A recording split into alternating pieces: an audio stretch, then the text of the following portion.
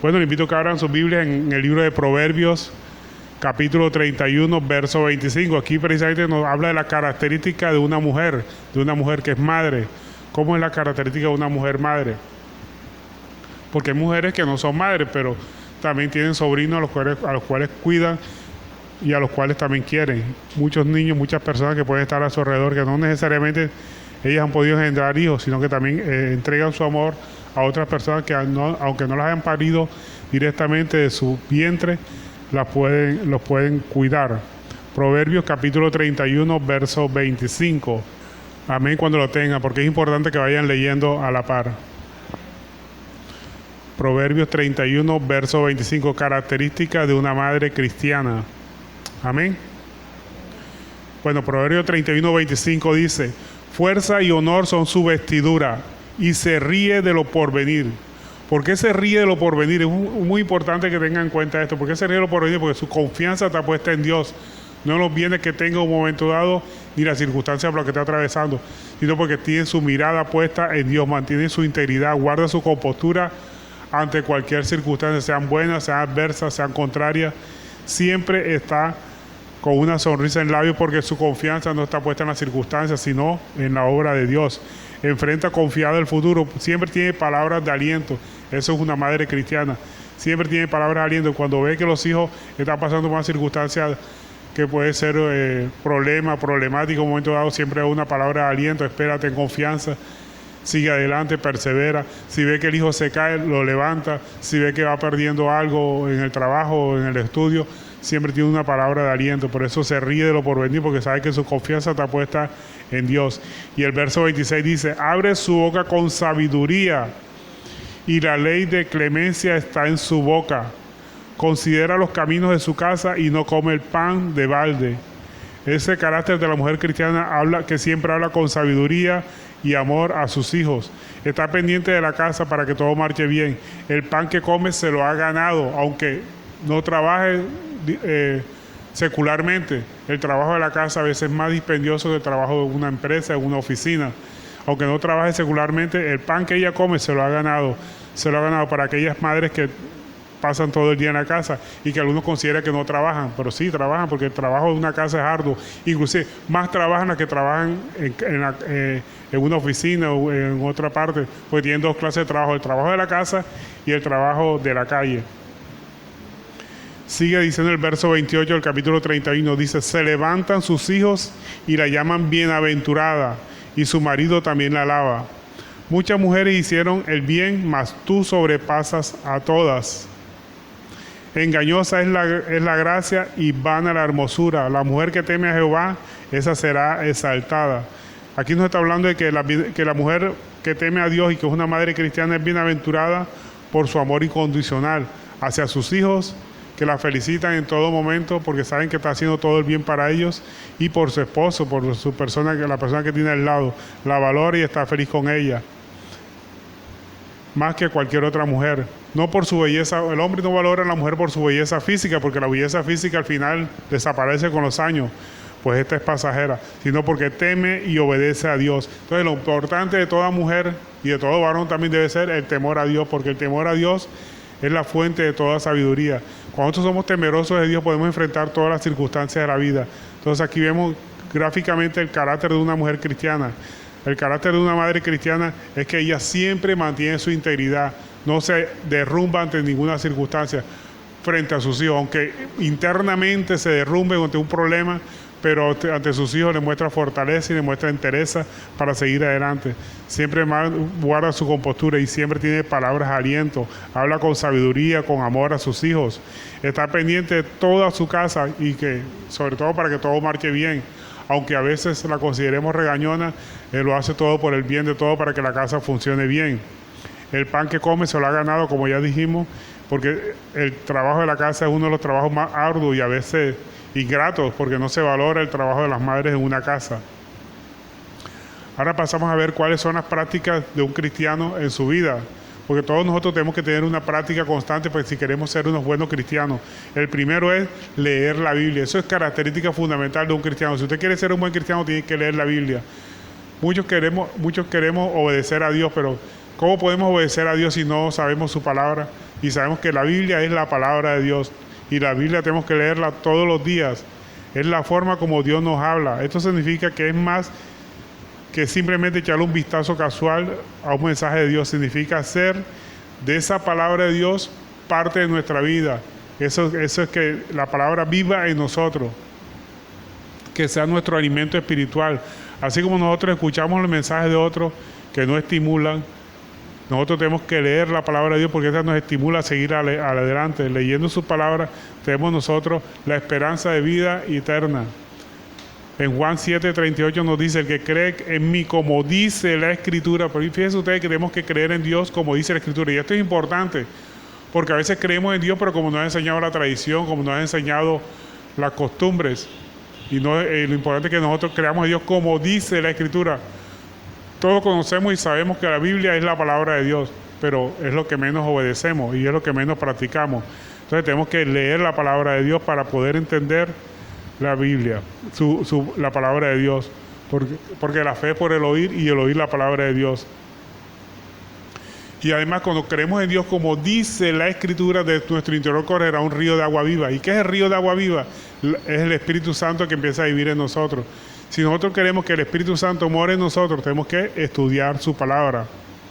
Juan 7:38 nos lo dice: el que cree en mí, como dice la Escritura, de su interior correrán ríos de agua viva. Y también algo importante, que la palabra de Dios tiene un efecto. Nos constituimos en hijos de Dios cuando la leemos y la ponemos por obra. Y además somos bautizados por el Espíritu Santo a recibir a Cristo como Señor y Salvador. ¿Y qué significa recibir a Cristo como Señor y Salvador? Muchos repiten una oración casi sin pensarlo a veces, ¿verdad? Señor Jesús, te recibo como Señor y Salvador. ¿Pero qué significa recibir a Cristo como Señor y Salvador? Señor quiere decir que lo obedecemos, que es nuestro amo, al cual seguimos. Y nuestro Salvador porque reconocemos que estamos perdidos, que somos pecadores y que sin Él no podremos seguir adelante. Entonces, que Jesucristo es nuestro Salvador cuando reconocemos que somos pecadores y que estamos perdidos sin Él. Y eso significa recibir a Cristo como Salvador, porque si usted no reconoce que es pecador, nunca podrá recibir a Cristo como Salvador. Para recibir a Cristo como Salvador, vuelvo y repito, tenemos que reconocer que somos pecadores. El mismo apóstol lo dijo, ¿verdad? Siendo apóstol. ¿Qué dijo él? Jesucristo vino por pecadores, de los cuales yo soy el primero. Siempre tenemos que reconocer esa condición de pecadores, porque si nosotros nos creemos buenos o que hacemos las cosas bien, pues entonces no necesitamos de Cristo. Cristo vino por pecadores. No es que no haya pecadores, sino que no reconocen su condición de pecadores. Todos somos pecadores, todos hemos pecado. La palabra de Dios nos dice: por cuanto todos han pecado y están destituidos del reino de los cielos. Todos hemos pecado de una u otra forma, ya sea de palabra, de hecho, pero siempre somos pecadores. Entonces nos constituimos en hijos de Dios cuando recibimos a Cristo como Señor y Salvador.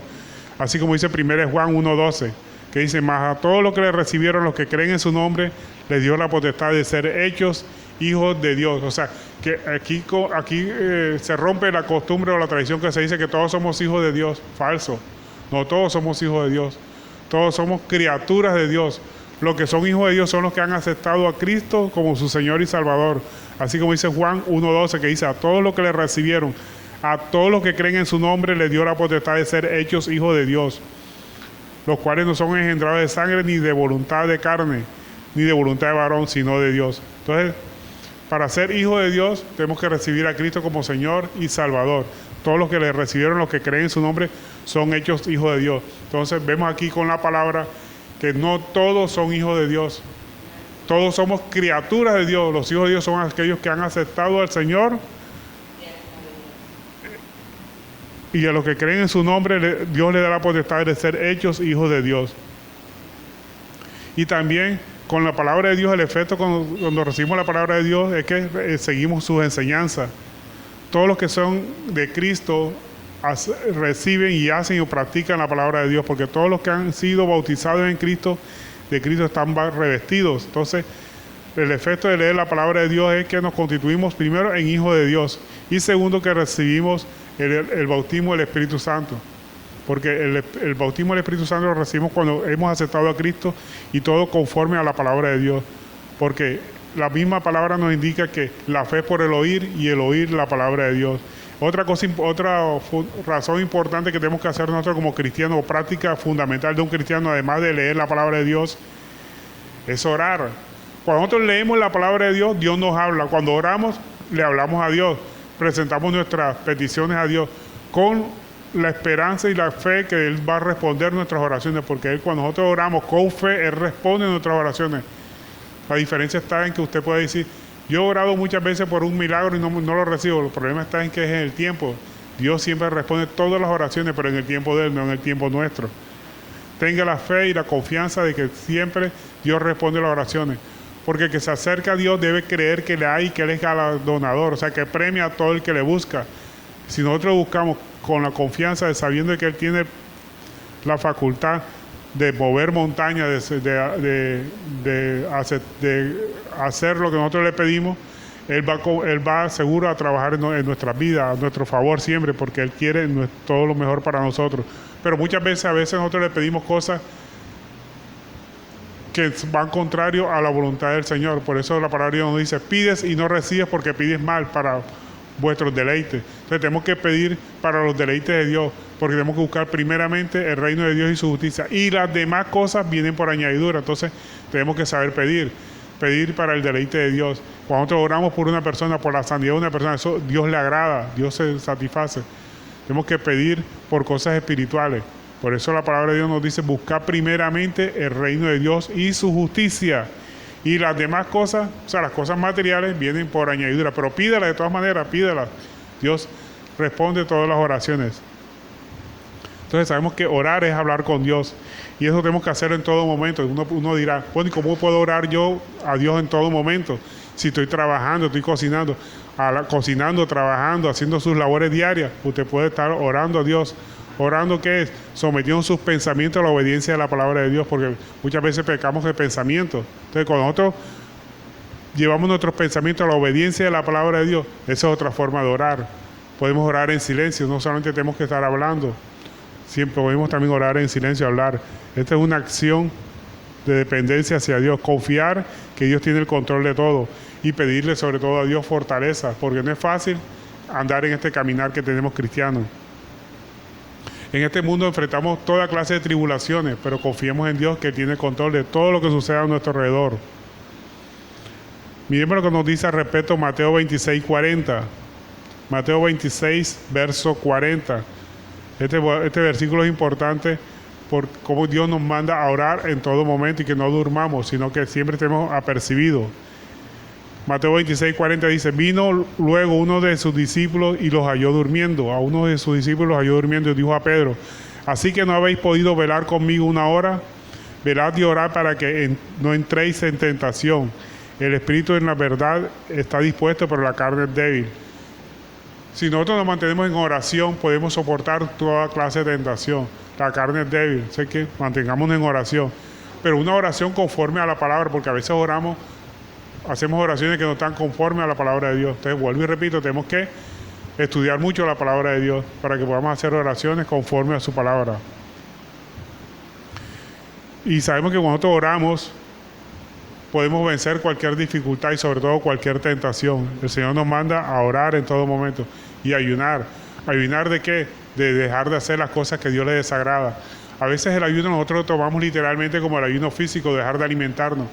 Pero la Biblia siempre que habla de ayuno, está hablando de forma espiritual. Ayunar de las cosas de la carne, ayudar de dejar de pecar, dejar de hacer las cosas que ofenden a Dios. Todo lo que esté contra la palabra de Dios ofende a Dios. Entonces, debemos de hacer las cosas carnales, las cosas que, primero que todo, desagradan a Dios, y segundo, que nos perjudican a nosotros mismos. Una persona que practica el pecado se está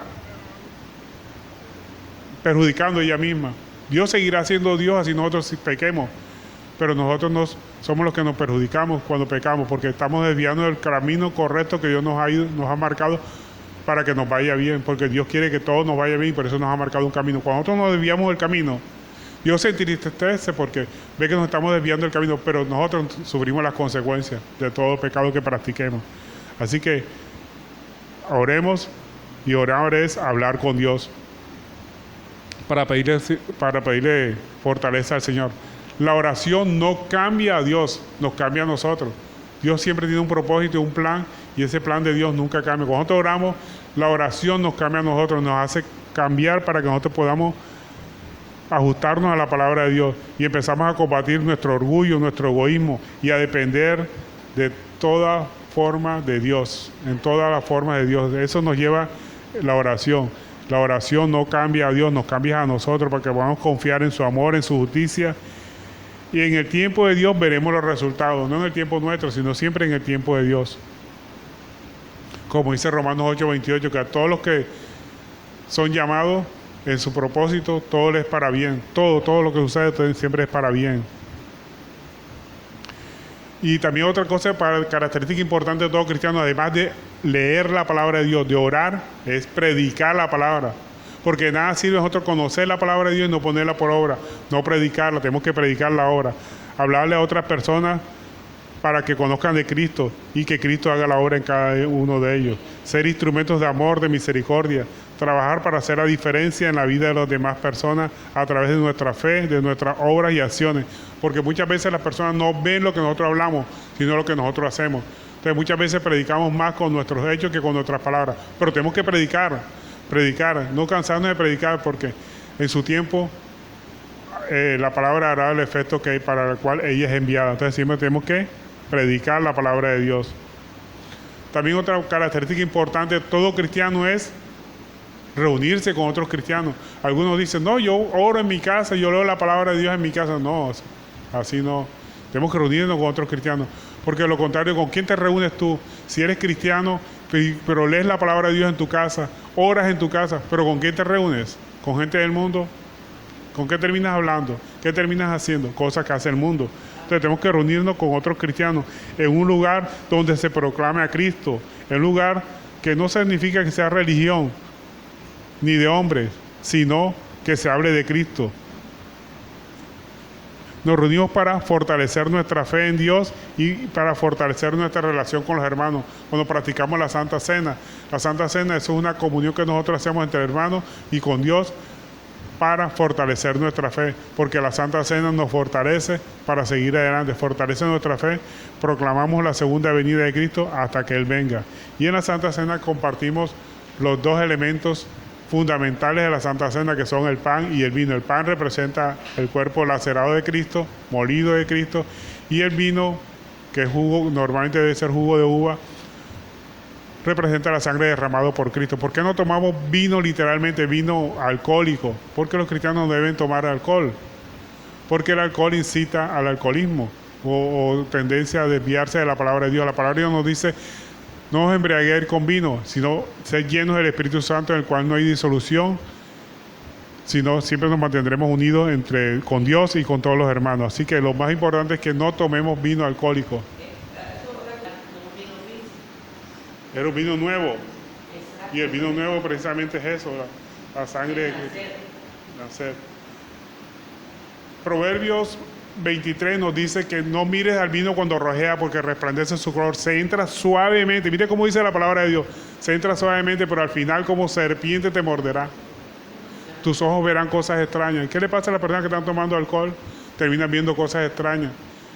Y terminan en pelea. ¿De quién vienen los amoratados de los ojos? De los que se detienen en el vino, en que hacen mixtura, en que se embriagan en alcohol. Tenemos que embriagarnos, pero es en el Espíritu Santo, no en el alcohol. ¿Y qué pasa con una persona que ha salido del alcoholismo o de tendencia del alcoholismo y le dan un vino? Termina después tomándose lo que no se tomó en el tiempo anterior, termina tomándoselo otra vez nuevamente. Entonces es mejor evitar el vino en cualquiera de sus modalidades. Una cervecita, una copita, una sola copa. Un borracho no ha comenzado emborrachándose enseguida. ¿Comienza con qué? Con una copita o con una cervecita. El alcohol es la droga más perjudicial que hay. ¿Y por qué es más perjudicial? Porque es aceptada socialmente y la ven como algo bueno. ¿De dónde vienen los adulterios? Las fornicaciones, borrachera. Los adúlteros comienzan embriagándose. Alguien quiere acostarse con una muchacha y le invita a una taberna. Lo primero que hace es invitarlo a una taberna. Entonces, el alcohol es es la droga socialmente aceptada más perjudicial que hay en el mundo. Más perjudicial que la cocaína, que la marihuana. Es más, los que han comenzado con cocaína y marihuana, ¿han comenzado primero con qué? Con alcohol. El alcohol es el comienzo de todos los vicios. del adulterio, de la fornicación, de la drogadicción, de la marihuana, llame cualquier vicio que usted quiera ponerle, el alcohol. Hay muchas personas que detienen alcohol. Entonces, ¿cómo vamos a nosotros a utilizar en la Santa Cena alcohol? Imagínense usted una persona que haya salido del alcoholismo y en la Santa Cena le vamos a dar vino alcohólico. Le recuerda su vida pasada y termina otra vez saliendo y metiéndose otra cervecita por ahí porque le llama la atención otra vez. Entonces el alcohol es lo peor que le puede pasar a una persona. Es el peor vicio y sobre todo que es la droga que más ha matado hogares, porque ha destruido hogares, peleas en los hogares, y es la droga aceptada socialmente. Y todos los malos vicios han comenzado con el alcohol. Las peleas, ¿dónde comienzan? En el alcohol. El Día de las Madres es el día más violento. ¿Por qué es el día más violento? Porque es donde más se consume alcohol. Llegan a visitar a la mamá y termina la mamá lidiando la pelea entre los mismos hijos y hasta que se matan entre ellos. Porque uno le reclama al otro que tú no le das nada a mi mamá y bajo los efectos del alcohol se puede imaginar lo que sucede. Reclamándose entre ellos quién le da y quién no le da. Entonces, alejémonos del alcohol. El alcohol es lo peor que puede pasar a una persona. No, dicen ellos que no se acuerdan. La mayoría de borrachos dicen que no se acuerdan, pero la mayoría sí se acuerdan. Sino que dicen que no se acuerdan como una excusa. Entonces, alejémonos del alcohol. El alcohol es lo más perjudicial que le puede pasar a una persona. Por eso el cristiano no debe de detenerse al alcohol. Ni una copita, ni una cervecita. ¿Usted no ha visto ningún borracho que no haya comenzado con una cervecita o con un traguito? ¿Dónde comienza la borrachera? Con un traguito o con una cervecita. ¿Y dónde termina la borrachera? El mayor porcentaje de las borracheras termina en pelea. Ya sea con los amigos o en la casa cuando llega a pelear con la mamá, con el papá, con la mujer, con el esposo. Con el que sea pelean, pero pelean. Entonces mejor alejémonos del alcohol. El alcohol es la peor droga que ha podido inventar el mismo hombre para su propia destrucción. Porque el alcohol es la puerta amplia y decorada hacia todos los vicios. Y digo, ¿por qué digo decorada? Porque se entra pues, en las tabernas, en lugares lujosos, en lugares bien vistosos, y termina de pronto ¿dónde? En la cloaca, en alcohol. El alcohol lo lleva a la prostitución, el alcohol lo puede llevar al adulterio, a la fornicación, y además también lo puede llevar a la drogadicción, a la marihuana y a cualquier otra clase de droga. Porque ningún drogadicto ha comenzado simplemente consumiendo droga. ¿Ha comenzado con qué? Con una cervecita. Una cervecita. El alcohol es la madre de todos los vicios. Algunos dicen que ¿qué es la madre de todos los vicios? Algunos dicen que el no hacer nada es la madre de todos los vicios, pero yo diría que el alcohol es la madre de todos los vicios. Ahí comienza todos los vicios. Entonces, lo importante es que nosotros como cristianos practiquemos los tres elementos fundamentales que son el leer la Biblia. Leamos la Biblia en todo momento. Oremos. Cuando leemos la Biblia, Dios nos habla a nosotros. ¿Usted quiere que Dios le habla? Abra su Biblia. ¿Quiere que Dios le hable en voz alta? Lea su Biblia en voz alta. En voz audible. ¿Quiere que Dios le hable en voz audible? Lea su Biblia en voz alta y Dios le está hablando en voz audible. Muchos quieren que Dios le hable a través de un profeta. No, Dios puede hablar a través de un profeta, puede traer una palabra de bendición. Pero mejor abra su Biblia y ahí tendrá la mejor palabra de bendición. Y ore. Ore es hablar con Dios. Preséntele todos sus problemas, sus cargas, sus angustias, sus tribulaciones al Señor. Y el Señor hará en el momento que Él tiene que hacer. La oración no cambia a Dios. Algunos utilizan la oración para doblarle el brazo a Dios. Señor, mira que tu palabra dice y tú me tienes que cumplir. No, la oración es para cambiarnos a nosotros, para que aceptemos su palabra sobre nosotros, sobre cada uno de nosotros, y podamos nosotros dominar nuestro orgullo, nuestro egoísmo y aprender a depender de Dios, que no es con nuestra fuerza ni con nuestras ganas de solucionar un problema, sino todo con su poder y con su autoridad. Cuando nosotros oramos, no cambiamos a Dios, nos cambiamos a nosotros. Podemos confiar en su amor, en su justicia, en su misericordia, porque Dios es grande en misericordia. Y en el tiempo de Dios veremos los resultados. Aquí hay un versículo importante que tenemos que tener en cuenta, que es Lucas 18:8. Digo que pronto les hará justicia, pero cuando venga el Hijo del Hombre hallará fe en la tierra. Entonces aprendamos a confiar en Dios, que su justicia siempre vendrá. La justicia de Dios es grande y la justicia de Dios siempre nos acompañará en todo momento. Nunca dudemos ni desconfiemos de la del amor y la bondad del Señor. Siempre estará con nosotros como poderoso gigante. Gloria a Dios. Entonces aprendemos a confiar en Dios. Las cuatro prácticas importantes que no deben faltar en la vida del cristiano, que son leer la Biblia, orar, ser testigo de Cristo, predicar su palabra y reunirse con otros cristianos. Eso es importante que nosotros practiquemos esas 4 características que tenemos que practicar nosotros, ¿verdad? Que son leer la Biblia, orar, reunirse con otros cristianos y predicar. Tenemos que predicar en tiempo y fuera de tiempo. Siempre que prediquemos la palabra de Dios, estamos dando fe de lo que Cristo ha hecho en nosotros y lo que puede hacer por otras personas. Cuando nosotros predicamos, estamos demostrando el mayor amor que tenemos de parte de Dios hacia las personas. Somos unos embajadores de Dios diciéndole a las personas, como si Dios rogara a través de nosotros convertidos a Dios. Entonces tenemos que predicar en tiempo y fuera de tiempo. Reunirse con otros cristianos es importante. No hacer como algunos que dicen que no, yo leo en mi casa la palabra de Dios, yo oro en mi casa y eso es suficiente. No, no es suficiente.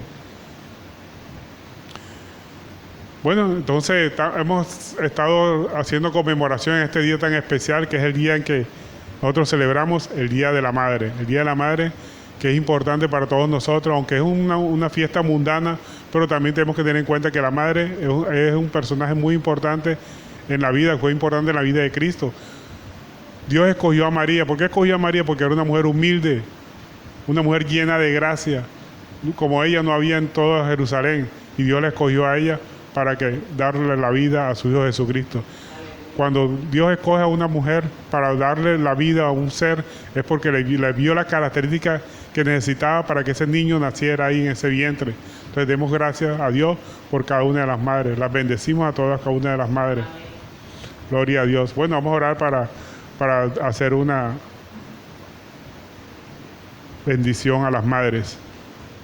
Amado Padre Celestial, Señor, te damos gracias, Señor, por cada una de las madres, Señor. Gracias por ese favor que hiciste, Señor, esa gracia inmensurable que tú pusiste en cada una de las madres, Señor, que le diste la facultad, la voluntad, tu voluntad, por tu voluntad, Señor, de que fueran madres que dieran, engendraran una nueva vida, Padre Celestial. Te pedimos en este momento, Señor, que le sigas dando la suficiente sabiduría para desempeñar ese papel que tú le has dado, Señor, y de suficiente amor hacia sus hijos para demostrar la obediencia que deben tener a sus madres, Señor. Y que cuando un hijo desobedece a la madre, está desobedeciendo a Dios mismo, porque todas las autoridades han sido puestas por parte de Dios, y que la persona que se rebela contra la autoridad, contra Dios mismo, se está rebelando, Padre. Danos la fortaleza, Señor, para obedecer a nuestras madres, y que las madres tengan ese amor inmensurable hacia sus hijos, para que puedan seguir adelante en este caminar, en este andar, que no es fácil, pero con tu disposición, con tu amor, con tu autoridad, Señor, podemos seguir, Padre Celestial.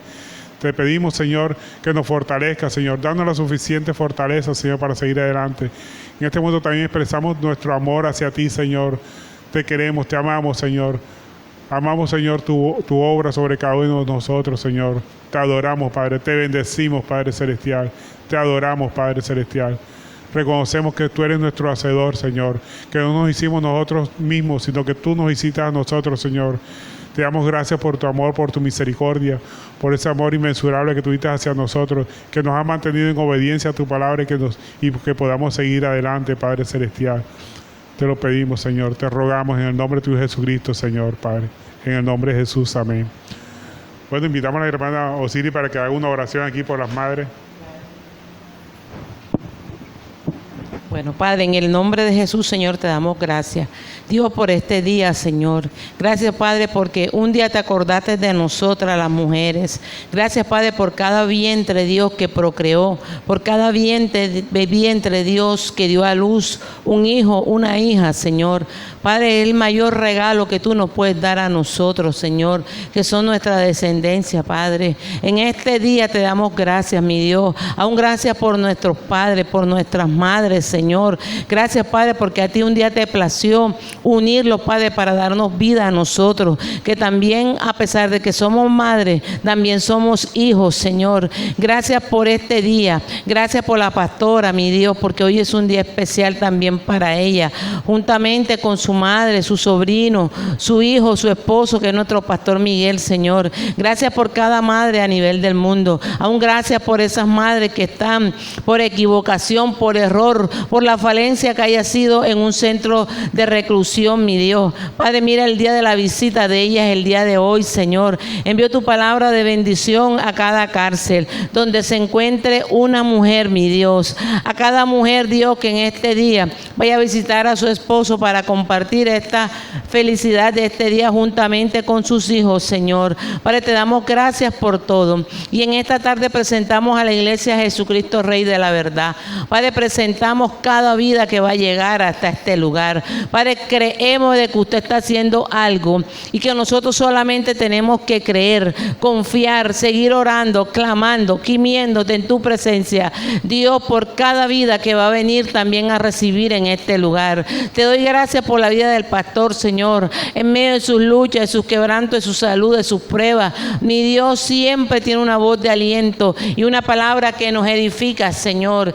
Padre, aún la pastora, mi Dios, ella también trabaja en lo secular. Tú también la usas con cada niña, con cada madre, padre que llega a ese centro de educación donde ella trabaja. Padre, te pedimos que tú los fortalezcas. Te pedimos, Señor, que usted sea guardando. Creemos que este año, Señor, usted va a hacer algo especial en sus vidas y en este lugar, Señor. Yo lo creo y lo estamos visualizando con los ojos de la fe. Padre, que usted tocará el corazón, Dios mío, para que el que venga salga, Dios mío, afirmado por la palabra. Padre, que cada uno que vea esta transmisión, mi Dios, Padre, en la página de la iglesia, reciba edificación, reciba renovación, Señor. Gracias por lo que estás haciendo en los hermanos que se encuentran en España, Señor. Padre, que tú la parejes en su tiempo, cuando ellos puedan venir, Dios, como ellos lo han propuesto en su corazón, llegar aquí a Jesucristo, Rey de la verdad, Señor, para que vuelvan y regresen a sus labores, a sus casas allá donde ellos viven, Señor, fortificados por la palabra en este lugar. Creemos, Señor, de que usted va a hacer grandes cosas y creemos por tu palabra que si usted con nuestros pastores, ¿quién contra ellos, Señor? Y dice tu palabra que si ellos avanzan y prosperan espiritualmente, nosotros, su pueblo, somos enriquecidos también, Señor. Yo lo creo en esta tarde y te digo gracias, Padre, gracias, Hijo, y gracias, Espíritu Santo. En el nombre de Jesús, amén y amén.